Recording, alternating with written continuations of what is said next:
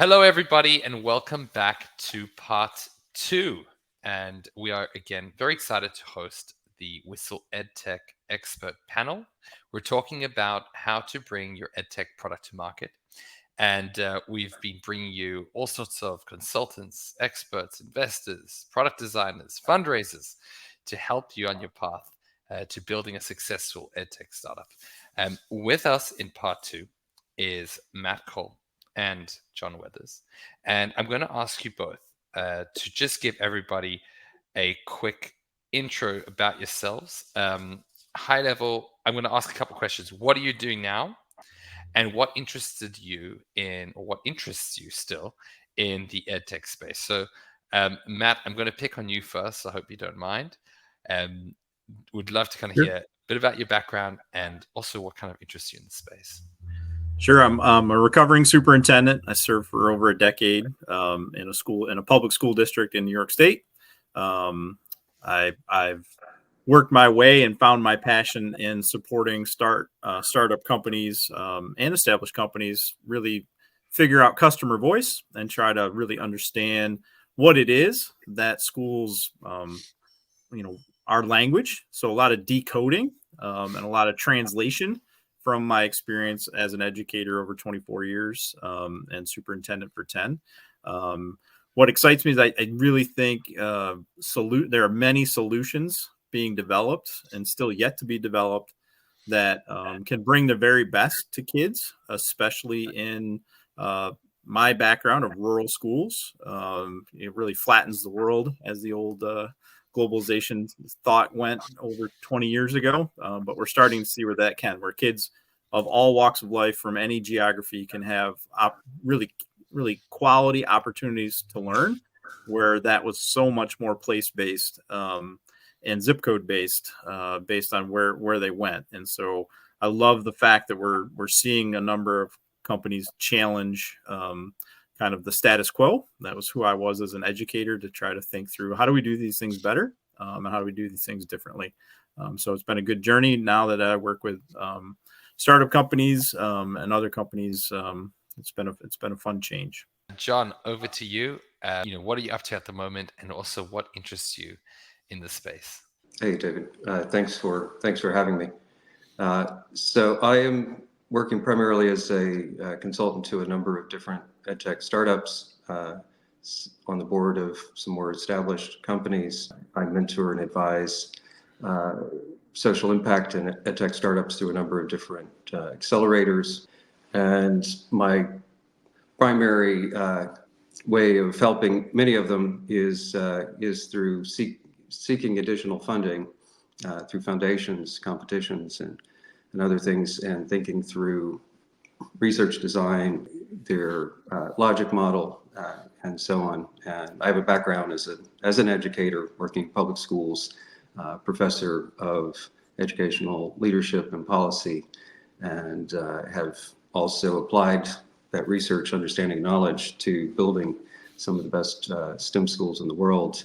And a lot of different experiences that I think, and folks I've worked with have told me, provides a unique perspective. Somewhat, Matt, I think, is even more of a unicorn. So I aspire to have that that unique perspective, which was really important if you're going to be efficient in the development and have true impact and grow your product and your company. So let's start on that point about making an impact, because I think that you've both mentioned that, and I think ideally that's what technology is supposed to do. In our previous conversation before we started, you had both actually touched on this, which is about kind of being able to identify the problems and the challenges that institutions are dealing with, and then try to map out a solution to fit it. Can you walk us through what is that process like? How does somebody go about starting, right, even on that journey?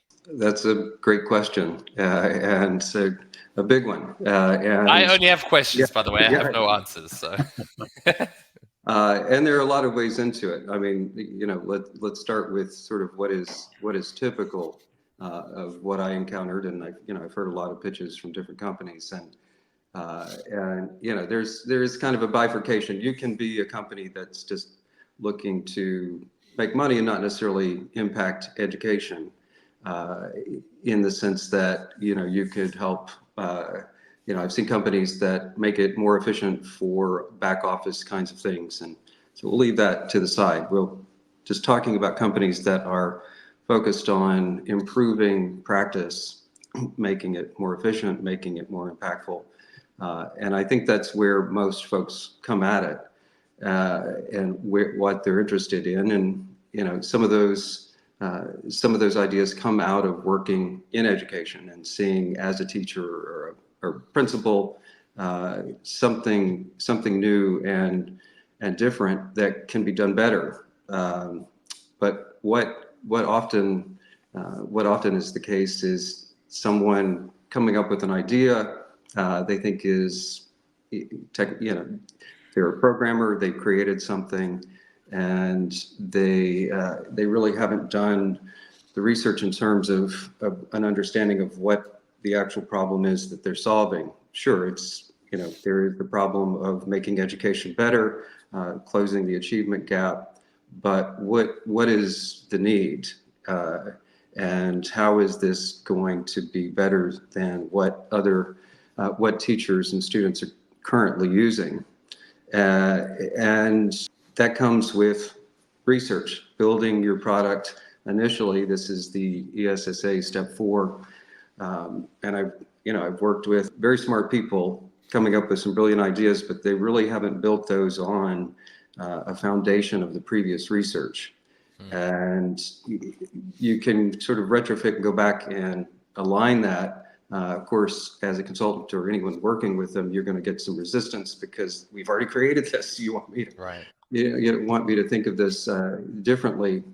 But it's, if, that is as a, former research professor, I mean, I still try to publish and do research separately, but your demand and expectation at that level is really what the most innovative and impactful companies are thinking about. And that is, where is the current research about what is going to work and why? And how are you above and beyond different? You're not going to get published if you can't make that case out of the gate. This is where we are. This is how it works. This is where it doesn't work. And here is what I'm proposing that is built upon that foundation. That's what your logic model is often at stage 4 of the ESSA. And this is how, we're going to go above and beyond that. This is what we're doing.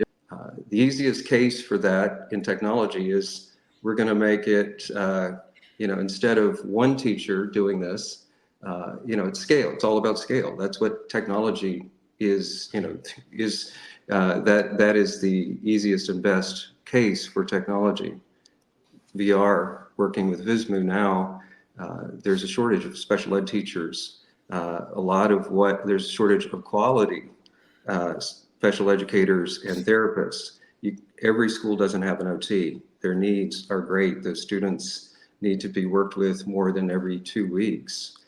We can eventually encode in and embed practices that will meet the needs of an individual student into a game. Not nearly, it takes care of that variability in quality, the lack of a special ed teacher being there. In that case, we're building on the research that's already done. We're not coming up with new methods necessarily. We will, occupational therapy, the kind of movement kids are using, we'll be able to take what is current best practice and just put that into technology. It will transform, I think, ultimately what our understanding of the research should be or can be.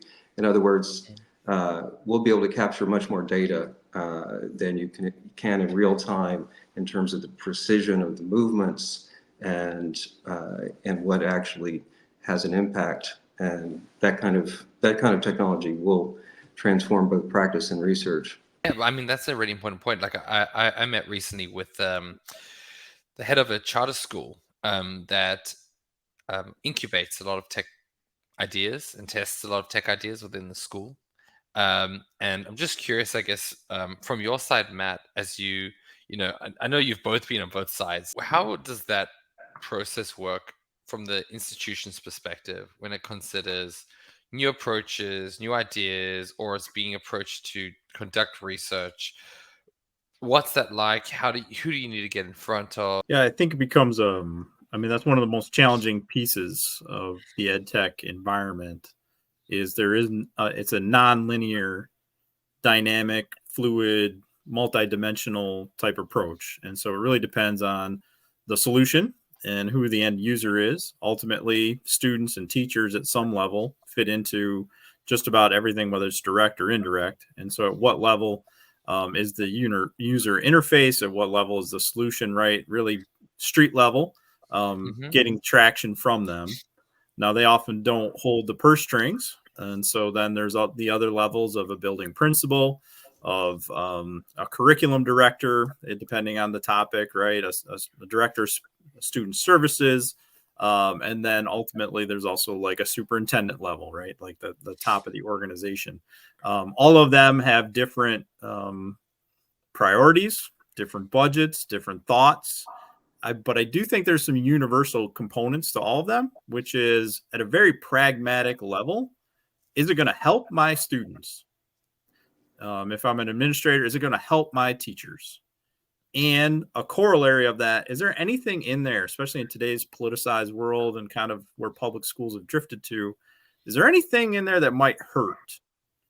Now, not necessarily hurt kids, because all of these products by and large are leaning in good positive directions. There are, of course, some, but it's the political lingo is the context of my community. Is there a terminology that's being used or some sort of thing, right, that could actually derail forward progress of implementing something? And so I think there's a lens that we all use, whether we're a teacher, whether we're administrators, superintendents, whatever level we're at. And the very basic look is like, is it going to help?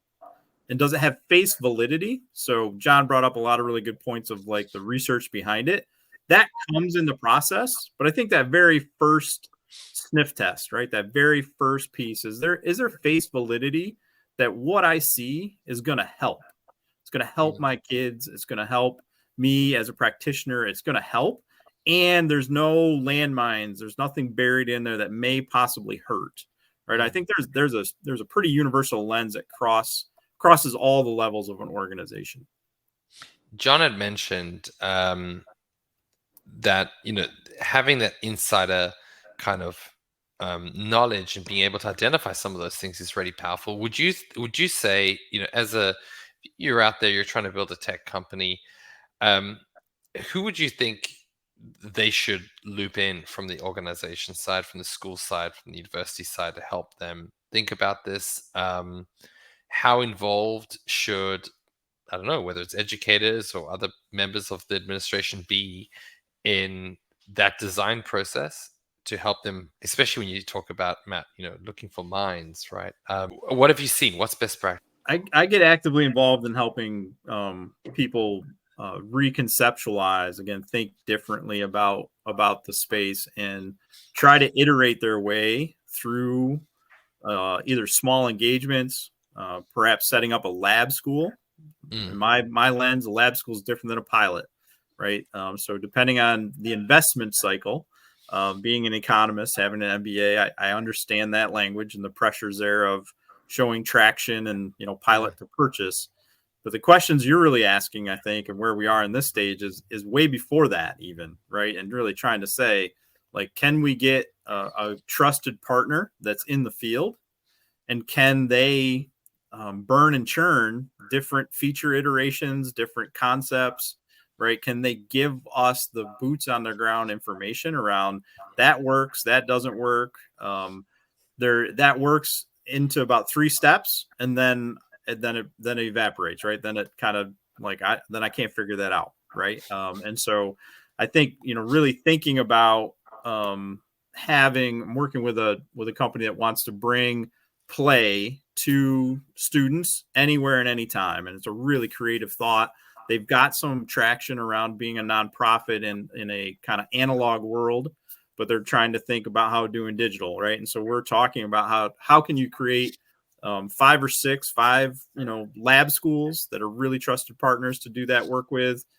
Give their product to them for free, right? And just keep that information coming. There's a bit level, and then maybe your first 100 champions, right? Like the next layer of that. And so they get and understand they're going to get previews and betas and those type of things, right, to kind of work their way through it. And then, everybody needs to generate revenue, right? There's somewhere on your story where you need to be generating revenue. And then beyond that, but I think, on the user side, defining the terms of engagement and clarifying that actually you're involved in a really great process of development. In today's world, I think there are a number of innovative school leaders and practitioners that want to be part of something bigger and understand that if they can contribute to something, a movement, something bigger, and developing something, right, that in and of itself is an engagement motivator to move through things. So I think there's creative ways, but the more you can bring in customer voice as early and as often as you can when you're thinking about something, you're going to be far better off in the end. It takes more time to set up, but you can't make assumptions that just because we can do it doesn't mean we should in a technology feature, right? Just because we can do it doesn't mean that anybody wants it, right? Is another piece. So there's a lot of things you can do with technology. They're really slick and brilliant and wonderful. But is it meeting a need? And does it have a market? Even if it meets a need, it may not have a market. Right, there's a bunch of iterative processes that you got to go through to get there. Well, I think just adding on that, and John, I want to kind of switch this over to you, is there's also the question of how they're going to pay for this, right? And I think that ties into some of the points that you were raising earlier, John, about the ESSA. I'd just love to hear a bit more about, where do you think that consideration should come into the process? Fundraising, grants, what have you. How early should you be thinking about it? Should you be building with that in mind from day one? Well, I just want to pick up on is there a market and the product market fit, and then follow up and then jump into your question, and tie that to the evidence piece too. You're going nowhere if you don't have, if you haven't built on previous evidence, if you're not thinking in a logic model way, if you're not trying to establish evidence, even in anecdotal form, you got to have that. You don't have the picture, the rotating picture of several superintendents and teachers on your website saying, this is the greatest thing since sliced bread, as the earliest step, and then moving towards being able to give people a white paper or a very simple study. I Moat, a company I'm on the board of, very early on.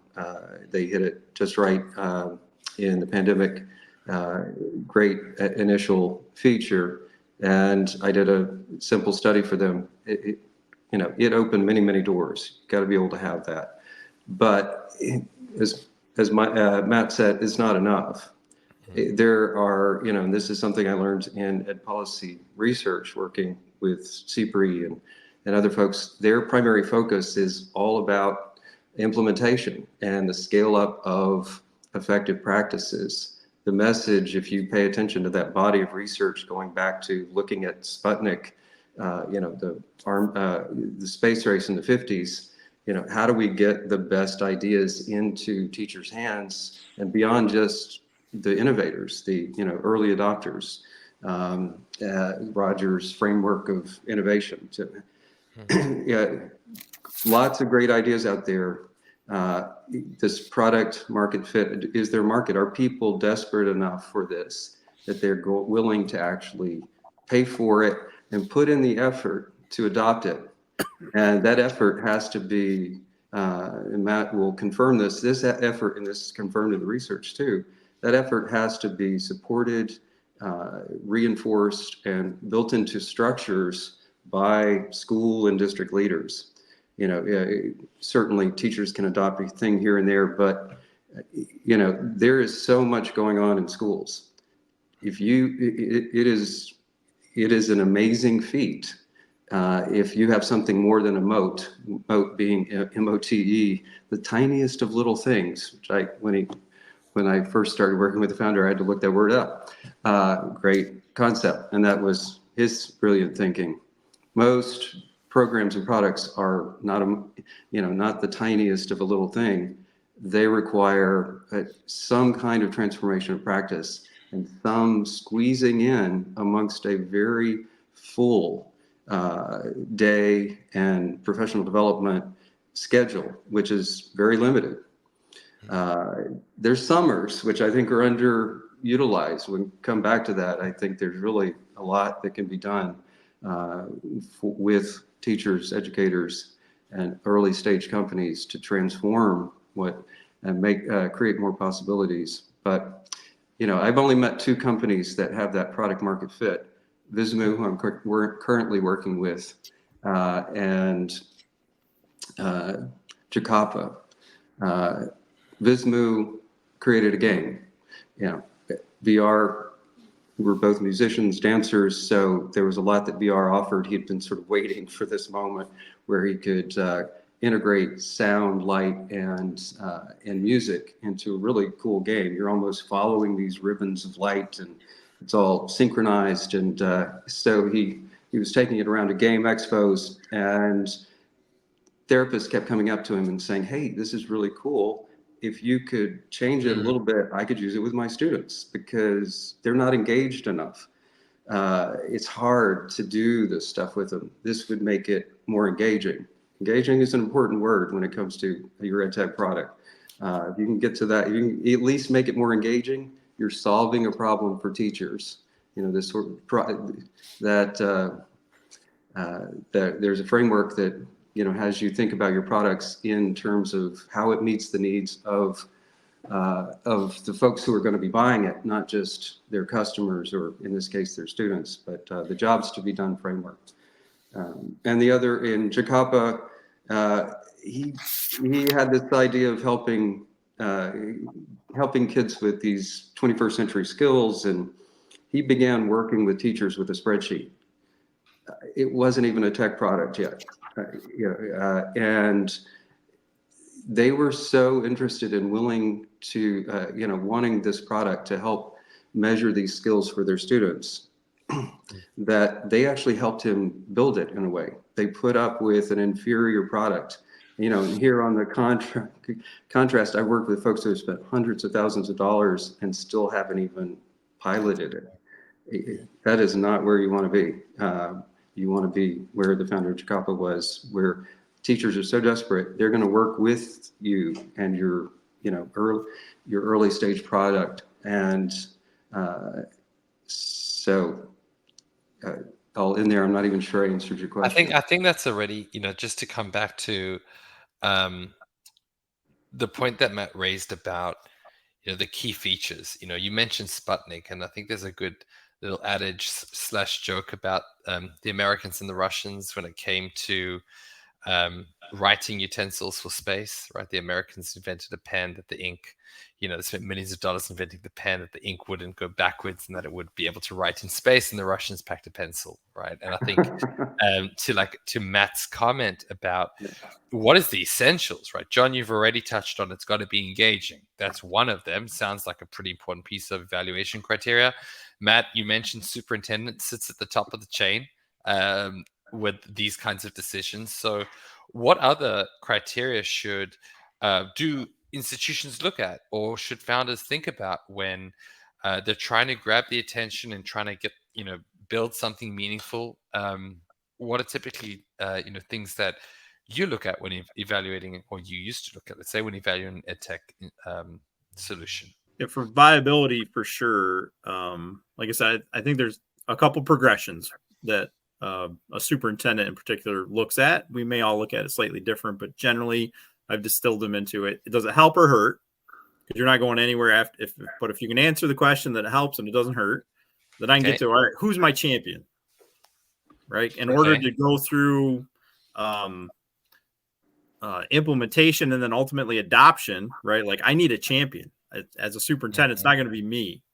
I've got a lot of other things that, it's a large organization, even in small districts. But so you think through, like, who am I passing this off to, right? Who's going to be able to be excited? It might be a teacher leader, might be a principal, might be a special ed director, right? Depending on the situation. Is it clear who I can send my next email to say, I'm really excited about this. It may help us with this problem. Can you take a look and tell me what you think? So who is that champion going to be? And I think we got to think through that, because there's not just the initial pitch and purchaser, but there's multiple layers in any size school organization. And then the last one is thinking about entry points. So I may help, and I may know a champion who I can send it to, but where is this fitting inside of our system? Right? Is it going to be an element? It's maybe a STEM thing for grades 5 through 8. All right. Well, in 5 and 6, my schedule works at, I've got 20 to 30 minutes every other day for science. Is it going to fit there? Is it broken up in a way that they could do it there? Or does it have to be done somewhere else? Is it going to supplant something? Is it going to supplement something? Right. So figuring out the entry points. But at 7th and 8th grade, they're typically on more traditional schedules where science meets every single day, maybe for 42 minutes. Right. Like, all right, are you asking to gobble up all 42 minutes? Is it once a week? Is it those type of things? So I find myself working with product developers and founders and startups around, really thinking through, like, there is this giant system, even if it's a school of 500 kids or a school of 50,000 kids, right? There are these structures that we typically have in place that are hard to move. And so you got to figure out what's the entry point. Like, which are we going to the front door, back door, side door? Is there steps after that, right? And kind of work through, like, how's that all going to play? And understand, I think, that there's an inverse relationship between implementation ask of how much and where that's going to go, and maybe speed of sales. So your sales cycles, right, is going to go up and exponentially push itself out the more you're asking a school district to do, right? The more you're trying to think through, like, well, in order to really meet, like in the research side that John's brought up in this conversation, in order to meet this and these conditions, when I'm doing the research, they had to do these 10 things. Well, if you can tell me they have to do one thing and get a little bit less, you're right. You're probably going to go a little quicker, right? And so how do you build it, I think, in a way that has multiple steps, multiple entry points, that still has face validity, still has fidelity to, like, what you're going after, still has efficacy around what you've researched, but isn't an all or nothing proposition. If you want to appeal to more school districts that have, while we're similar in a lot of aspects, we're also a pretty challenging customer, because every cultural situational context presents different challenges and opportunities, and there isn't a universal deployment. And then that changes based almost like the weather, right? Political things can roll through a school district and create situations where, the board and the superintendent and the principal and the director are focused on other more urgent needs, even though your solution might be the greatest thing to help learning that's ever been invented. I still might not be able to put my time and energy on it based on managing a public institution in certain settings and timeframes. Yeah, I've seen that, as a vendor into the space. I've seen it in the other direction, where suddenly you get approached and it's just like, we have been mandated by the dean to solve this problem. And it's like, wait, what? Like, you guys don't usually move this fast. It's like, we need to solve it in the next 3 weeks, I've seen that a bunch of times. We've spoken a lot about the product side and how to think about creating a solution, how to have the conversations internally to help guide that. I wanted to just kind of come back to your point, Matt, about those, you said the first 100 champions, right? So can we chat a bit about, how do you get attention? How do you get out there? How do you get recognized? What are the best places or means to get in front of those champions, and those people that can help guide the adoption of your technology or solution? What have you seen work well? generally speaking, all of us that were educators went towards that light because we were people oriented things. So I had an economics degree, graduated from business school. My business professors were like, why are you wasting your time going into education? You should be going down to Wall Street, right? And doing finance and doing all these other things. But I was driven to work with kids and coach sports and do those type of things, right? So that's a personal narrative, but I think you can apply that to most of us. And the school decision makers were all educators at that level at some point, right? It is not an industry that pulls from other kind of professions to come in. We're often all teachers, and then move through systems kind of are up. So a people orientation, I think you can't forget. It's not transactional. I do think there's strategies out there, and you can build business models around it, but you have to understand that's what you're going to get with it, right? You're going to get high churn. You're going to get a lot of no's, right? I mean, there are business models out there. I think the most successful ones, though, especially for small companies, is to start with one and find that one and find success. John mentioned it in some other comments. Move that one then to 3 to 5. They may be neighbors geographically.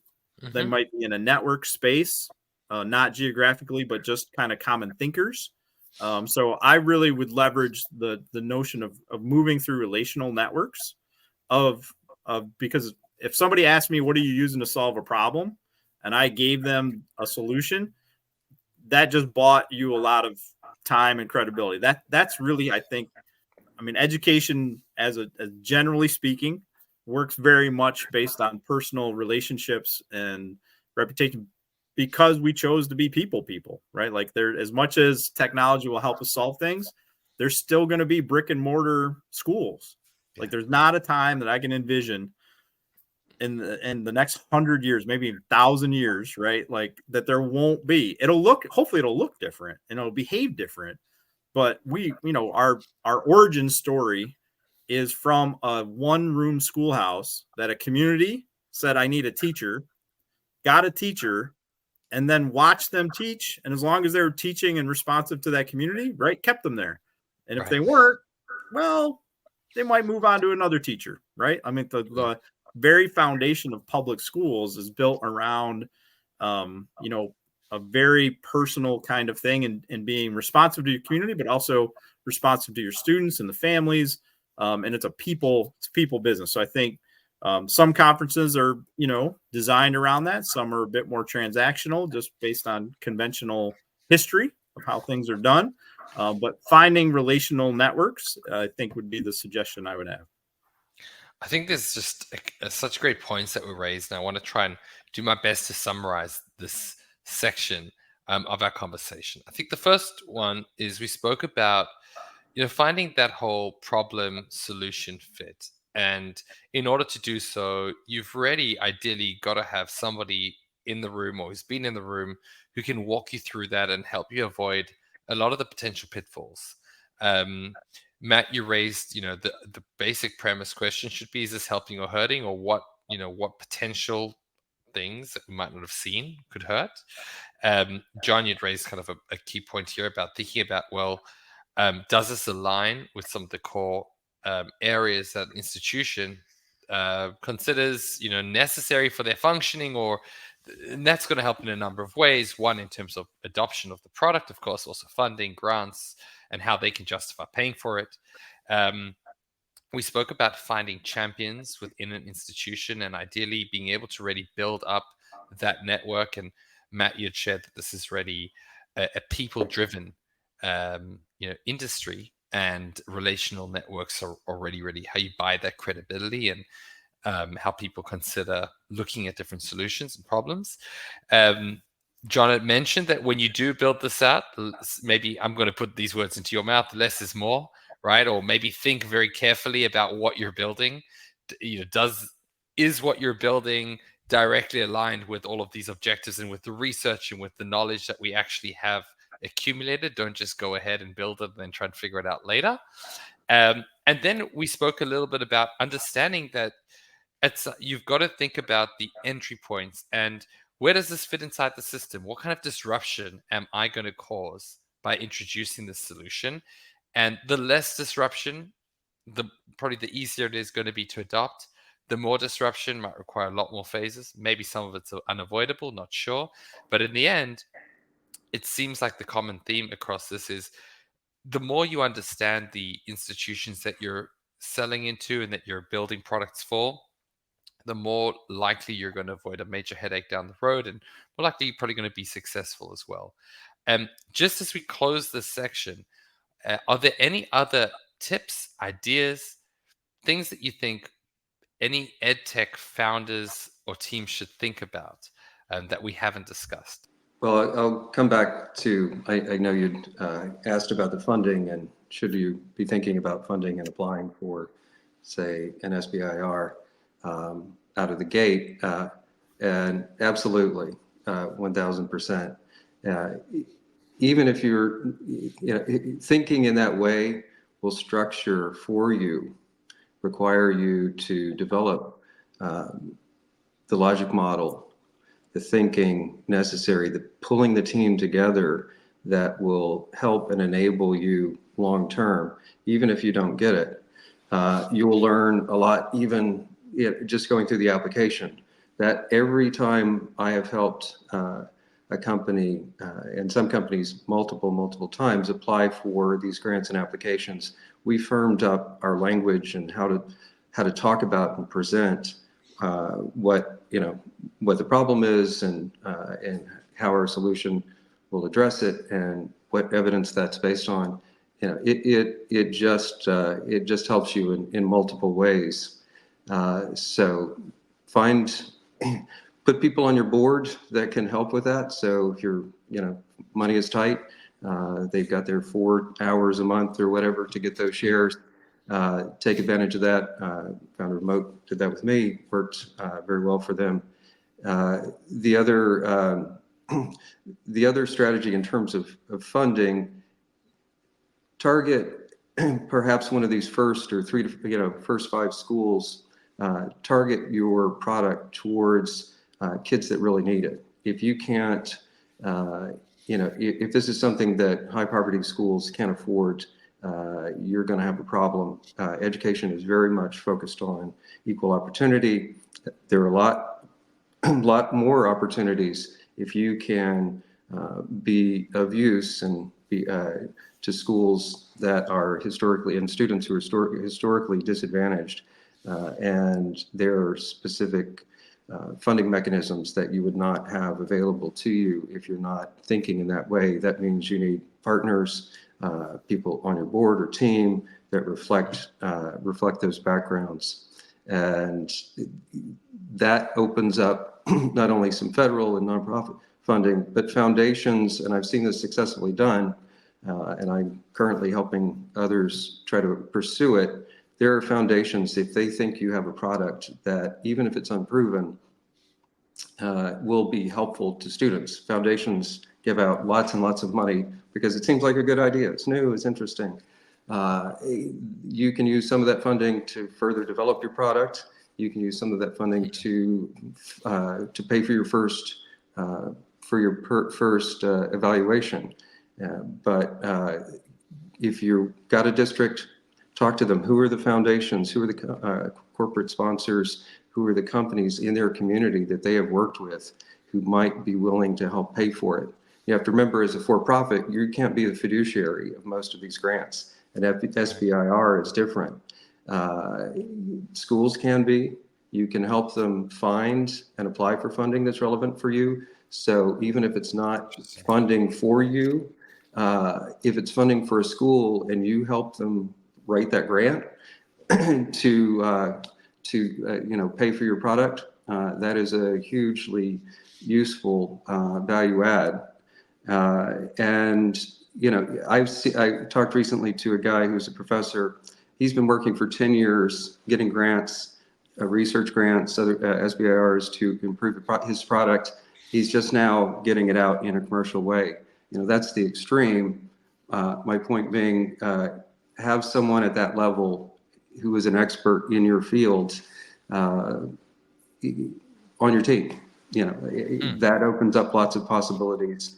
It's there. 20% of your, or a third or 20% of what you're doing as a professor is service That can be consulting, paid, sometimes unpaid. I've written grants when I was a professor at other times that I didn't get paid for, on the hope that I'm writing myself into the grant.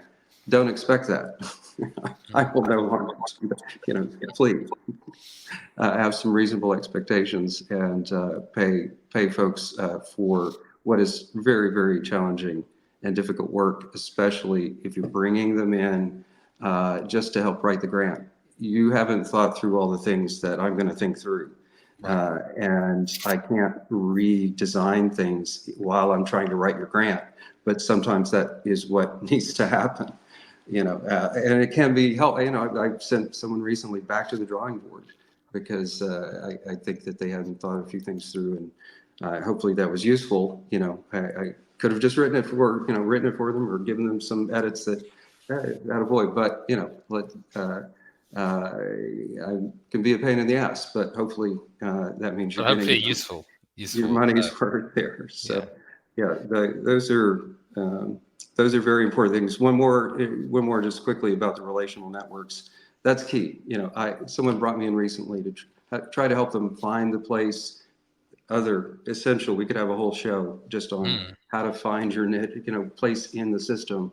And every system is different. Every district by design, every state, every district.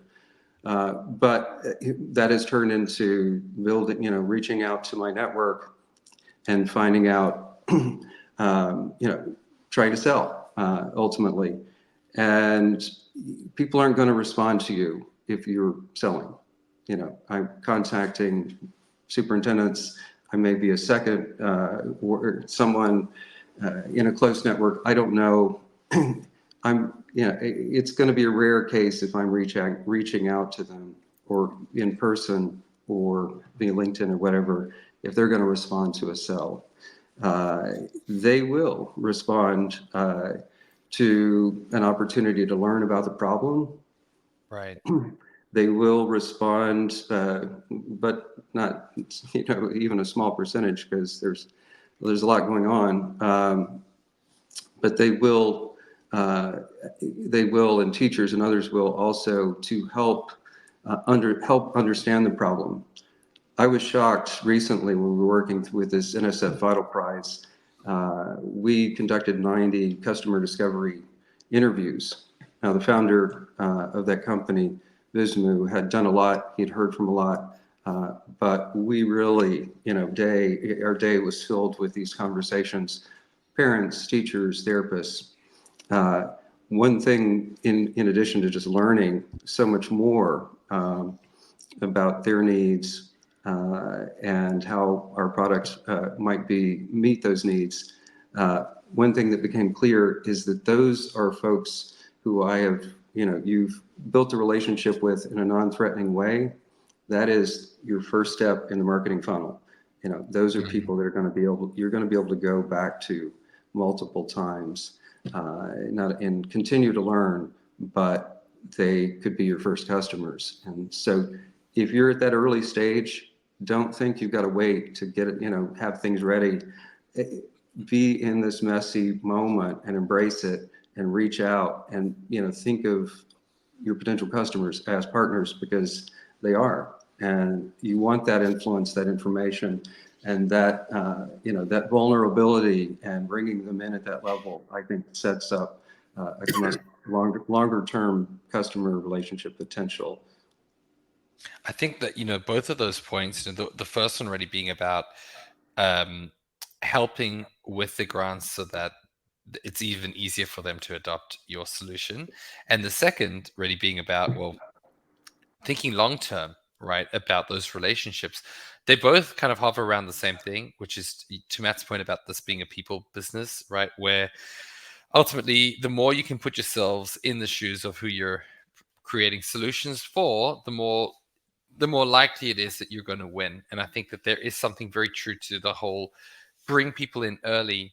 A lot of people feel like they have to be ready completely for the ball before they can even, apply. And I think that is such a great point. And if you're honest and transparent about it, I think it makes it way easier to have that conversation with institutions. Say, hey, I'm trying to build this solution. I trust you.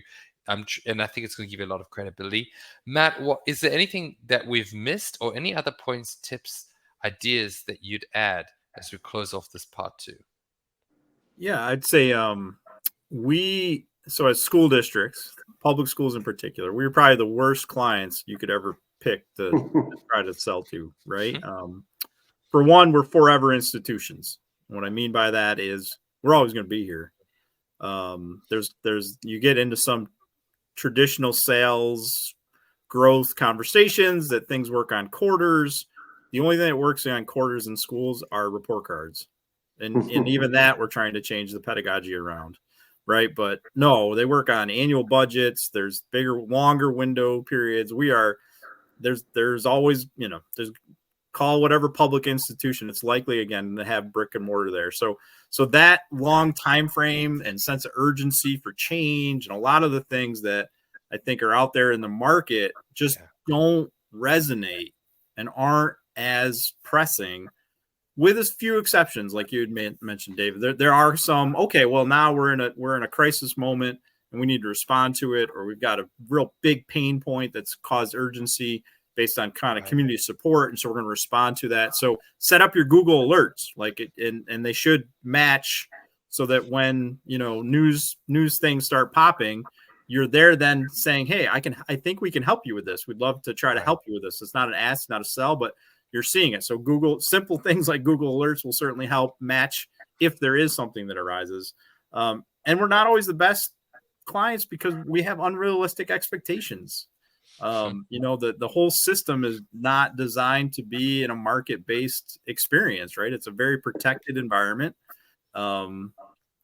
Employment is based on kind of seniority and longevity and things, again, forever institution. And so, right there's a bit of, hey, when I need you, I need you. And when I don't want to hear from you. Right. And so I would say to companies thinking about things, you got to give yourself grace. The amount of probably not consulting conversations, but counseling conversations that I find myself having with founders and other startups, just around hey, these things take time, and it's not you, right? It's not I would say it's not you, it's me, right? When I was still a superintendent, it's not that I don't like your solution. When I met you at a conference or whatever and we talked, I was fully engaged. I thought you were brilliant, and I really would love to see this in my system at some point in time. But it's just we're not a one-person sales cycle, right? But I need to get a champion. There needs to be a committee. We have rules about rules, right? I mean, that's the other thing that doesn't make us a great organization to sell into, because there's rules about rules. It's much like trying to sell, I don't know, like a cruise ship, right? What floor, what level, what deck, who's on charge? Yeah, there's a captain of the cruise ship, but there's still a lot of kind of things. How are you going to get on, name your, Carnival Cruises, cruise, how are you getting on that, right? And there's just a really complex thing. So be patient with yourself. And I understand that you've got to make sure that, lights are still on and people are still paid, and those are real stresses, and they're authentic and tangible, right? That's on that other side. And, we will help out as much as we can, but ultimately that's not what drives, our partnership. It's a lot of other things that we've got to figure out, and move through. So, be patient with the process, because it can take time. But being lean and doing it one by one, I think it's a great way to start. Just to share an anecdote before we wrap up, when I used to sell to K-12 schools, and we had a very basic plan of attack that worked really well. The second we would sign one, we would look at all the others that were in the area and just call them and say, hey, this school's using us for this to solve this problem. Would you like to see and consider it for yours? And it was just such an easy way to get the next conversation going. You didn't have to think too hard about it. You didn't have to write that big of a script. You didn't have to come up with a marketing plan. It's funny how at an early stage, founders usually think so far, and the wins are right in front of them, but they want the 10. They don't want the 1 and the 2s and the 3s. Getting that one that's the chasm. That is the first one. That's 0 to 1. Yeah. 100%. And John, Matt, I've really appreciated our time together today. I've learned a lot. I've been in this space for a long time, and I think I've been scribbling notes the whole conversation. So I really appreciate this, and we'll be sharing this with everybody else who tuned in. I hope you don't mind us sharing some details as well if they have questions, they're building products or solutions, and where to find you. But thank you, everybody, and it's been a real pleasure to have you here for our expert panel on EdTech and how to bring EdTech products to market. So thanks, guys. Really appreciate your time. Thank you. Thank you.